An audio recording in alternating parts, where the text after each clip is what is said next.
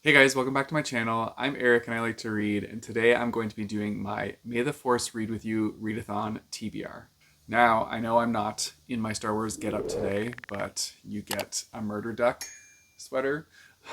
So yeah, I'm just in my cozy vibes today. But I put my TBR together and had a lot of fun piecing it together to kind of like create my character and hopefully get a lot of decent amount of points so that I can play around with that.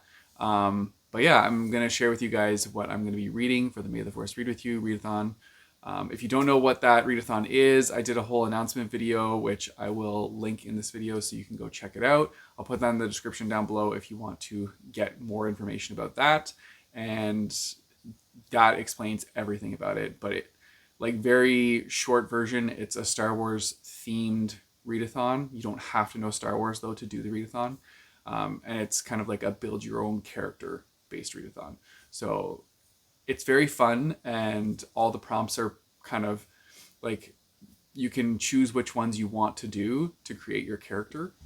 And yeah, so I had a lot of fun piecing mine together, and I'm going to share with you guys the books that I'm going to read for it. I also wanted to note that Steph from Coffee Over Apples is co-hosting this with me, so definitely go check out her channel as well. I think she already put up her TBR videos, so definitely check that out. All right, so I'm going to be an Ewok this year. Last year I was a Jawa bounty hunter, and this year I'm going to be going for an Ewok assassin because that's just hilarious. Ewoks are adorable, and an assassin Ewok would be terrifying because they're really cute but also deadly. So I thought that would be fun. And that's what I'm going to do this year. So for Ewoks, the prompt for that was to read either a middle grade or 2 graphic novels. So I chose 2 graphic novels for that option, and they are right here. The first one is Superman the Black Ring. I've been reading through a bunch of different Superman graphic novels, and this one starts off a series. This is the first one. So I'm going to pick this one up and see how it goes and read it, and I don't know, we'll see. I've been enjoying jumping into Superman comic books. He's not like my go-to superhero when I think of reading graphic novels, but I've been enjoying learning more about Superman. I did watch all of Smallville back when I was a teenager, so that was like, that built my basis for Superman. And I really loved Smallville. It was great. So yeah, now I'm just jumping into graphic novels and seeing what else there is for Superman. And this is one of the ones that I had on my shelf, so I'm choosing this one. And then the other one I'm choosing, it's still in its wrapping, is Shadows on the Ice, the 1972 Andes disaster.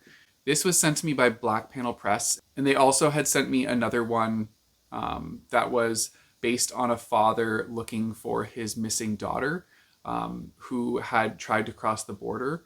And so that one was really good. I really enjoyed that one. The name is escaping me right now, but I really enjoyed that one. So I'm excited to jump into this one and see how it goes, because yeah, Black Panel Press, their graphic novels have been like hits. I mean, I've only read one so far, so I can't like pump it up too much, but I've really enjoyed it. So I'm excited to see what this one has to offer. And they also reached out to me about another one coming up. So yeah, I don't know. Their graphic novels are fun.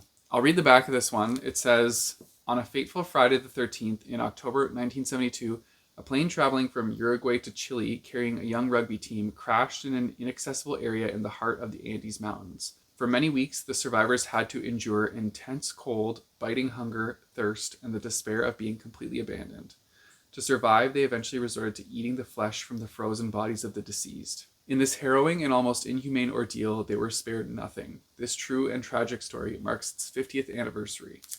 So this is a true story too, but now in graphic novel format. I'm super excited to read it and see where it goes. Then I'm jumping into the abilities prompts, so I chose a couple of these. The first one was Force Empathy, and that one is to read a book where the description mentions a family member. And so I'm going to read one of my tour books that I've received, which is The River Has Roots. This one mentions daughters in the description. This family, they live in this place called Fairy, and this family pays tribute to the willow trees. And it has something to do with these 2 sisters, or like the 2 daughters of this family. And something happens with a suitor showing up, but then one of the daughters wants to favor somebody from the town that they're in rather than this extravagant suitor from elsewhere, and that something with that throws a knot into things, and I don't know how it ties it all together. I'm really like butchering the synopsis here, but that's like all I really know about it. But yeah, I'm excited because it's a shorter book, so it should go really quickly. And there's some illustrations in here, so I'm excited to go through and explore those illustrations. Yeah, I feel like from the synopsis I just gave you, you would not pick this up because it didn't really sound very good. But that's what I've gathered from it. It's a very small synopsis, to be honest. Like, that's it. But yeah, I'm excited to read this one, and we'll see where it goes. Then I chose to do precognition, which is to flip a coin, and if it lands on the side that you choose, then you can just choose any book you want to read. But if it doesn't, then you have to read a book that is 550 plus pages. And naturally, with my luck, I decided to choose heads, and it landed on tails. So I had to find a book that was over 550 pages. And I chose The Exiled Queen. This is the second book in the Seven Realms series, and I had read the first book, which was The Demon King, like years and years ago. I think it's probably around 4-ish years ago now. So I'm gonna jump back into the series and read the second one finally. This is definitely over 550 pages, so it'll take me where it takes me. I'm a little nervous because it's a bigger book, and that's going to impact my reading time. I was trying to be very strategic about this readathon and choose like all small books, and then I had to do precognition and get a 550 page book. So that's going to be a little tough for me, but I'll make it work. Then for starships, I chose to do X-Wing, and that's to read a book that has either 10 or 14 characters in the title. And so for that, I'm going to be reading Haunt Sweet Home. This is a novella that was sent to me by Tor as well. And this one is following a main character named Maya, who is working on her cousin's like haunting / ghost television show that they're doing as like one of the people that helps like with setup and setting the scenes and working behind the cameras when ominous things start to happen.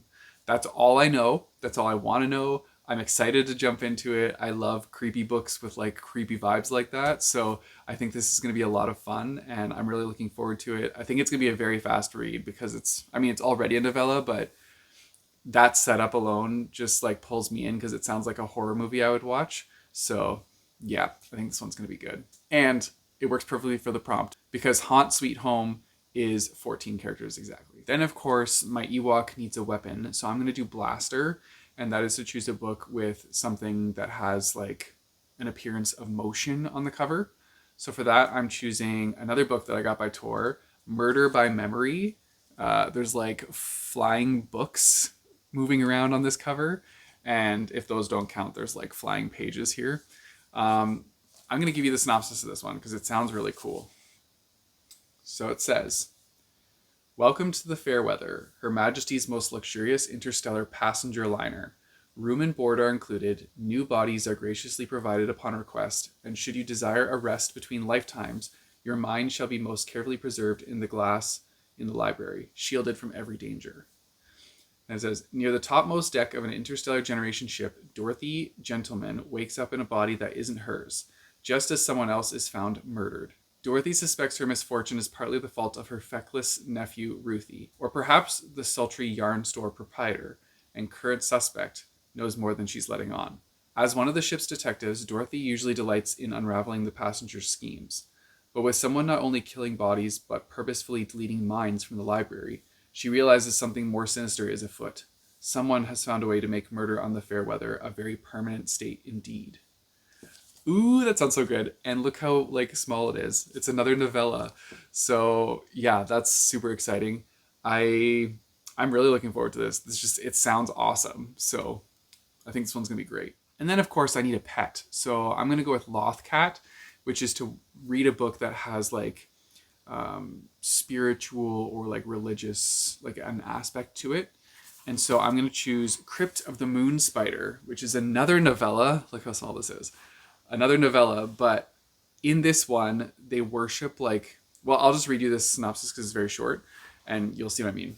In a cave beneath the dense forests and streams on the surface of the moon, a gargantuan spider once lived. Its silk granted its first worshippers immense faculties of power and awe. So they're worshipping a giant spider. So there's that aspect. It's now 1923, and Veronica Brinkley is touching down on the moon for her intake at the Barrowfield Home for Treatment of the Melancholy. A renowned facility, its treatments have been lauded by many. All it takes is a little spider silk in the amygdala, maybe a strand or two in the prefrontal cortex, and perhaps an inch in the hippocampus to expunge all those troublesome thoughts and ideas. But patients aren't the only ones with trouble on their minds, and although the spider's been dead for years, its denizens are not. Someone or something is up to no good, and Veronica just might be the cause. Ooh, that sounds so creepy. And it has like spiders in it, which spiders freak me out. So I'm even more excited because like that sense of like ominous dread is kind of like tied to the book. And I think that's going to be something that's present throughout it. And also I feel like I'm like somewhat facing my fear because I'm reading about spiders and I don't like them. So yeah, I think this is going to be fun. And then lastly, I'm doing Sensor Jammer because I need to have some utility tools with me. And that's just like the best equipment. I'm going to jam everybody's intercoms before I assassinate them, Ewok style. But anyways, for Sensor Jammer, that prompt is to read a book that has less than 3,000 ratings. So I'm going to read As Dead Things Do because I received this from a small publisher and I checked and this one does not have that many ratings. Now, it's by Off Limits Press, and I do believe that I think I heard that Off Limits Press is now closing or is closed. So that's unfortunate. I'm kind of sad in that sense because like if I really like this book, I don't know what's going to happen with their other books. Like I don't know how to find them, but I'll do my research and see if I can. But anyways, also look how creepy this cover is. Like look at this. Oh, just yeah. This one is an LGBTQ plus horror, so it's right up my alley. But anyways, I'm gonna read the back to this one too because these all sound so good. And I mean, you guys saw me attempt to do a synopsis earlier. That wasn't great. So just listen to this, okay? The land has been in the family for centuries, divided and passed down over generations. Caleb knew when he agreed to move to his husband's family plot in rural North Carolina that it would come with its headaches. What he never imagined, however, is that their efforts to rebuild a marriage torn apart by infidelity would soon take a back seat to the pale skeletal thing that haunts the basement, the shadowy figure that moves about in the barn, the hateful blackness just below their feet. It rots, it ruins, it fights to be remembered, as dead things do. Ooh, so creepy. It's so ominous. I am very excited. I think my whole TBR sounds like awesome, to be honest. So I think this is going to be a good reading month, and I feel really good about it. But yeah, those are all the books that I'm hoping to read for the May the Force Read With You Readathon. Hopefully I can complete everything so I can build a badass character. But we'll see what happens. We'll see where the month takes me. I'm sure that Steph and I might do some reading sprints for the Readathon, so keep an eye out for those, and we'll definitely be posting in the Discord and on our channels. Also, if you want to join the Discord to like see other people that are participating, then I'll put that in the description of this video as well. Anyways, that's it for my video, guys. If you want to support me, I have a Patreon and a Ko-fi page, which I'll put in the description down below, as well as a link to buy my bookmarks. You guys know the drill. Don't forget to like and subscribe. Hit that bell notification button so you get notified when I post new videos. I post my videos on Tuesdays and Thursdays. And sometimes Fridays. And until next time, keep on reading.